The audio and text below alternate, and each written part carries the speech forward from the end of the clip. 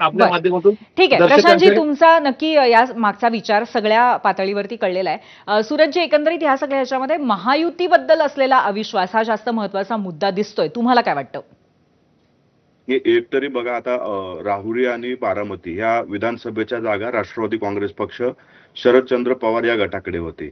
हं. आज महाविकास आघाडी म्हणून ते जर एकत्र असतील तर ती जागा खरं तर शरदचंद्र पवार गट लढणार का हा पहिला प्रश्न आला पाहिजे होता.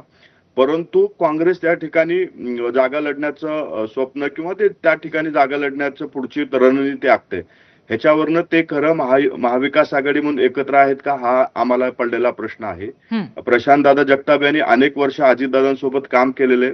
ते आज भूमिका घेत असताना अडचण त्यांची मी समजू शकतो. हं. परंतु प्रशांतदादा महाराष्ट्राची एकीकडे तुम्ही राजकीय संस्कृती बोलताय आणि राजकीय संस्कृती महाराष्ट्राची इतर राज्यापेक्षा वेगळी आणि आदर्शवत संस्कृती राहिलेल्या आपण छत्रपती शिवाजी महाराजांचं आदर्श डोळ्यासमोर ठेवून राज्य करत असतो.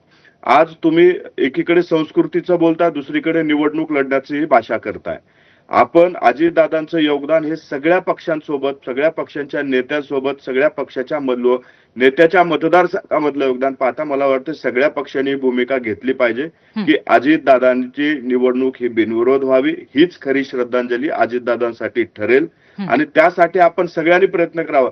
जर तरवरचं जर आपण बोलायला लागलो तर त्यामध्ये कुठेतरी आपला राजकीय हेतू हा दडलेला दिसून येतो.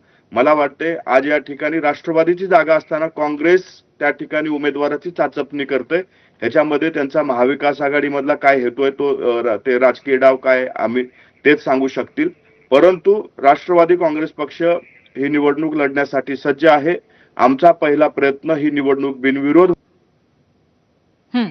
झाली तर त्या ठिकाणी लढण्यासाठी आम्ही तयार आहोत.